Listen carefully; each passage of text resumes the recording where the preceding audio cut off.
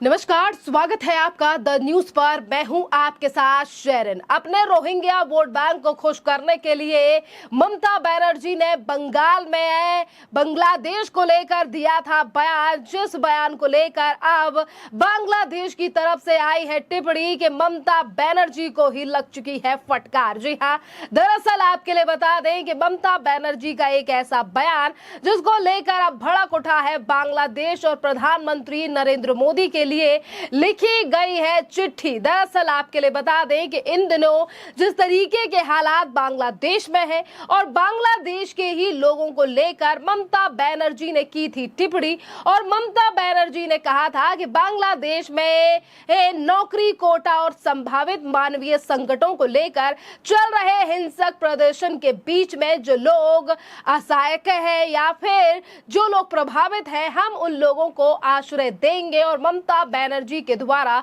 दिया गया था आश्वासन, और ममता बनर्जी के इसी बयान को लेकर अब भड़क उठा है बांग्लादेश, और सीधे तौर पर बांग्लादेश के विदेश मंत्री ने ममता बनर्जी को दिखा दिया है आईना। जी हाँ, दरअसल आपके लिए बता दें कि मुख्यमंत्री ममता बनर्जी की इस टिप्पणी पर जो है वो जवाब दिया गया है विदेश मंत्री हसन महमूद की तरफ से, और उन्होंने कहा है कि ममता बनर्जी की ये टिप्पणी जो है वो बहुत ज्यादा भ्रम पैदा करने की गुंजाइश जो है वो पैदा कर रही है। और इसी के साथ उन्होंने कहा है कि इस तरीके के मामले पर बात दोनों देशों की केंद्र सरकार करेंगी, ना कि कोई मुख्यमंत्री। जी हाँ, और इसके लिए नई दिल्ली यानी कि देश के प्रधानमंत्री नरेंद्र मोदी को आधिकारिक नोट भी बांग्लादेश से भेजा गया है।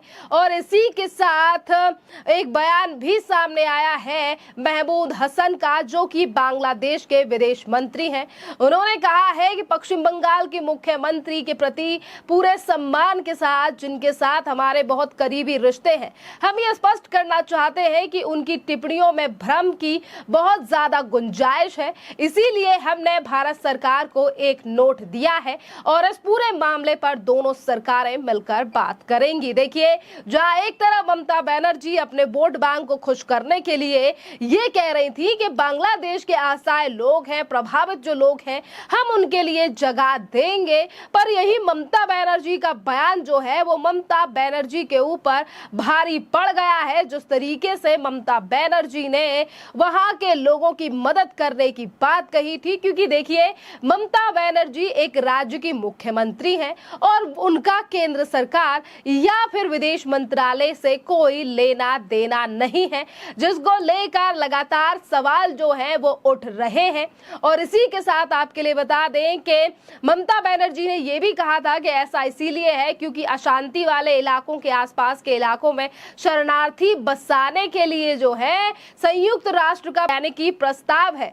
ममता बनर्जी अभी तक सीए का विरोध कर रही थी और वो ये कह रही थी कि अगर सीए केंद्र सरकार लेकर आती है तो हम उसे लागू नहीं होने देंगे, पश्चिम बंगाल में लागू नहीं होने देंगे। पर बात आज जब बांग्लादेश की आई है तो यही ममता बनर्जी देश के कानून को भूलकर और केंद्र सरकार को भूलकर एक दूसरी देश की सरकार को जो है वो समर्थन देने की बात कर रही हैं और वहां के लोगों को पनाह देने की बात कर रही हैं, वो भी पश्चिम बंगाल जैसे राज्य में, जिसको लेकर सीधे तौर पर देखिए बांग्लादेश के विदेश मंत्री ने तो आपत्ति दर्ज कराई ही है, बल्कि इसको लेकर भारत के भी यानी कि भारत की जो केंद्र सरकार है यहां से भी पहले ही आपत्ति दर्ज कराई गई थी। केंद्रीय मंत्री रविशंकर प्रसाद ने 22 तारीख को प्रेस कॉन्फ्रेंस करते हुए ममता बनर्जी से कई सवाल भी पूछे थे और उन्होंने ये तक कहा था कि ममता बनर्जी कौन होती हैं वहां के लोगों को शरण देने वाली,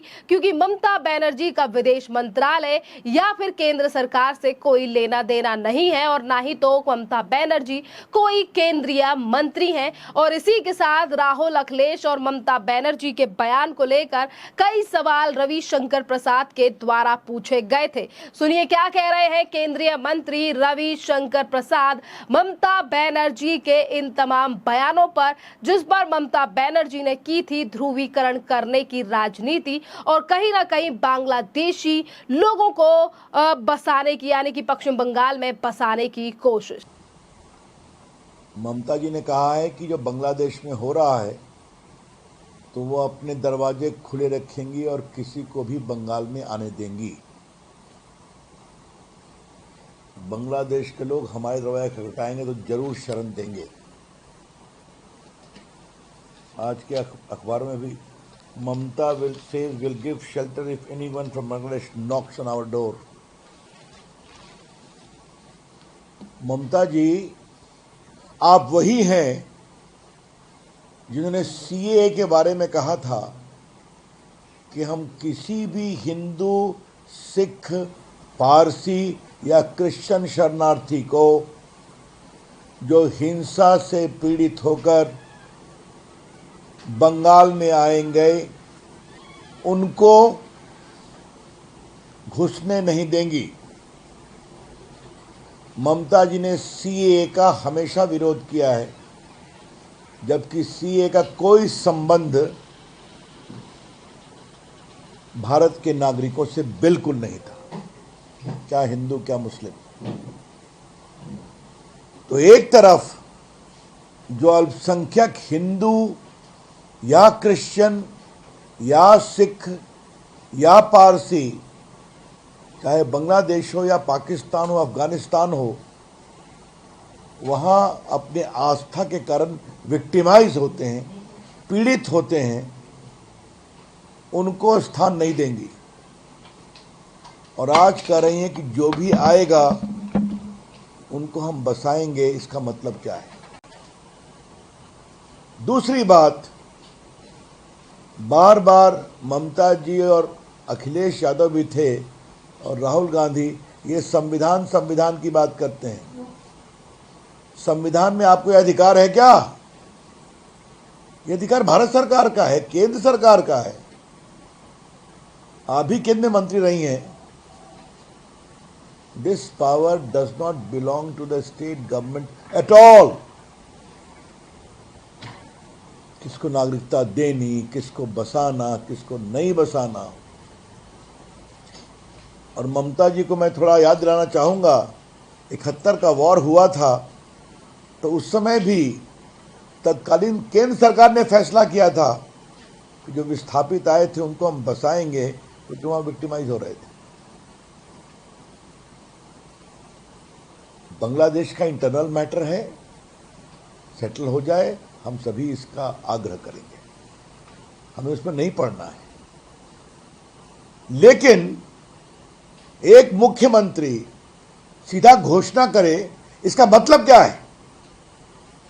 क्या भारत की एकता को तोड़ना चाहती हैं आप? उनके ये भी स्वर निकले कि बंगाल का रिलेशन हिंदुस्तान के साथ अच्छा हो। इसका क्या मतलब है? Mamata ji, I would like to ask you, what do you mean by this? जिस बंगाल ने रामकृष्ण परमहंस, विवेकानंद, रविन्द्रनाथ टैगोर, सुभाष चंद्र बोस ऐसे महान, बंकिम चंद्र चट्टोपाध्याय ऐसे लोगों को की जननी है, उन्हें देश में अलग जगाई, वो आप कहते हैं रिलेशन हम अच्छा करेंगे? आपका ये वक्तव्य भर्त्सना योग्य है और बहुत ही गैर जिम्मेदाराना है ममता जी। इसका शुद्ध और शुद्ध लक्ष्य है, जिस तरीके से बंगाल की डेमोग्राफी बदल रही है उसको जस्टिफाई करने के लिए एक कारण ढूंढना। आपको मालूम है, जब भारत आजाद हुआ था सिर्फ 3 जिले मुस्लिम बहुल थे, अब बंगाल के 9 जिले मुस्लिम बहुल हो गए। लेटेस्ट स्टडी जो आई है, इवन कलकत्ता का डेमोग्राफिक चेंज हो रहा है। मैं स्वयं बंगाल कई बार मैंने दौरा किया है, मैंने देखा है जिले जिले आजकल बांग्लादेशी घुसपैठियों से, रोहिंग्या से भरे हुए हैं। कोई चिंता नहीं है देश की सुरक्षा की। और याद होगा, एनआईए की प्रोब में आया है कई आतंकवादी घटनाओं के जो मुख्य अभियुक्त या कॉन्स्पिरेटर्स होते हैं उनको कहाँ संरक्षण मिलता है? तो बंगाल में मिलता है। आपने देखा होगा, उनको गिरफ्तार करने में दिक्कत हुई, बहुत परेशानी हुई। लेकिन एक बड़ी चिंता की ओर आज देश का ध्यान बताना बहुत जरूरी है कि इंडिया गठबंधन वाले वोट बैंक की पॉलिटिक्स के लिए भारत की एकता, एकात्मता को कमजोर करने में लगे हुए हैं। कोई दक्षिण भारत में कहता है कि दक्षिण भारत को भारत से अलग होना चाहिए। राहुल गांधी चीन के नेताओं से सीधा बात करते हैं आजकल वहां की पार्टी से। और तो और ये पूरा जो इलीगल इन्फिल्ट्रेशन घुसपैठियों का है, ये झारखंड को प्रभावित कर रहा है। कांग्रेस के समय आसाम को प्रभावित किया और आज ये स्थिति सामने में आई है। इसलिए मेरा आपसे कहना यह है कि जिस तरीके से वहां हो रहा है वो बहुत दुर्भाग्यपूर्ण है। भाजपा के कार्यकर्ताओं पर हमले होते हैं, राष्ट्रीय स्वयंसेवक संघ के स्वयंसेवकों पर हमले होते हैं। जो भी भारत के राष्ट्रवाद की बात करता है, आज बंगाल में उन सबों के लिए खतरा हो रहा है। और उस पर से ये वक्तव्य ये बहुत गैर जिम्मेदार है, बहुत दुर्भाग्यपूर्ण है। हम इसकी भर्त्सना करते हैं और जो संविधान को हाथ में लेकर संविधान के द्वारा देश चलाने की बात करते हैं, हम उनसे पूछना चाहते हैं क्या इस वक्तव्य का वो समर्थन करते हैं?